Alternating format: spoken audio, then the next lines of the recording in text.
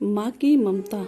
यह कहानी है शहर में रहने वाले महेश की, जो अपनी माँ के साथ रहता था। उसके पिता के गुजर जाने के बाद उसके घर के आर्थिक संतुलन खराब हो गया था। उसकी माँ दूसरों के घरों में झाड़ू पोछा लगाने का काम करती थी। उसे जो भी 4-5 पैसे मिलते थे, उससे वो अपना घर चलाती थी। महेश दिन भर अपने दोस्तों के साथ घूमता और पार्टी करता रहता था। वो दिन भर घर से बाहर रहकर अय्याशी करता और जुआ खेलता। धीरे धीरे वक्त बीतता चला गया और उसकी बूढ़ी माँ और बूढ़ी होती चली गई। उसकी माँ रोज महेश को कहती, बेटा अपने लिए एक अच्छा सा जॉब ले ले, लेकिन माँ की बातों को वो नजरअंदाज कर देता। एक दिन की बात है, महेश की माँ की तबीयत काफी ज्यादा खराब हो गई। उस दिन वो किसी के घर काम करने नहीं गई। घर में पैसा न होने की वजह से महेश अपनी माँ का इलाज ना करा पाया, जिससे उसकी माँ की तबीयत दिनों दिन खराब होने की वजह से वो मर गई। महेश को समझ नहीं आ रहा था कि क्या करे, क्योंकि उसकी माँ के गुजर जाने के बाद वह अकेला पड़ गया था। उसके पास रहने के लिए तो घर था, लेकिन खाने के लिए कुछ भी नहीं।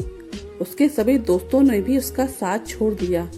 वह अपनी माँ की बातों को याद कर जोर जोर से रोने लगा। वह भूख से पागल हो गया और घर में इधर उधर खाने के लिए ढूंढने लगा। तभी उसकी माँ द्वारा लिखी एक चिट्ठी मिलती है, जिसमें लिखा हुआ होता है, महेश बेटा, मैंने तुम्हारे लिए कुछ पैसे एक कपड़े में बांधकर बेड के नीचे रख दिए हैं।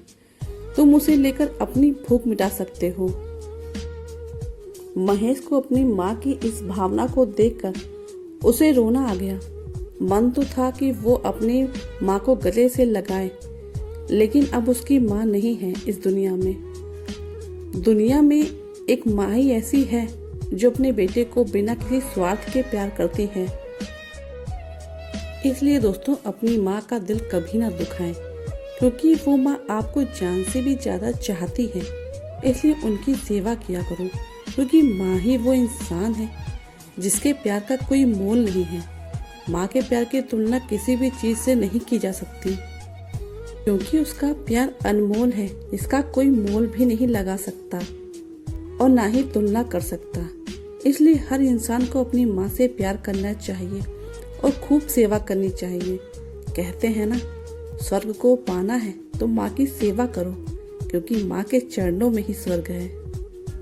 तो दोस्तों, कैसी लगी ये कहानी? आपको अच्छी लगे तो चैनल को लाइक और सब्सक्राइब करिएगा और कमेंट करके जरूर बताइए किस किस के साथ ऐसा हुआ है।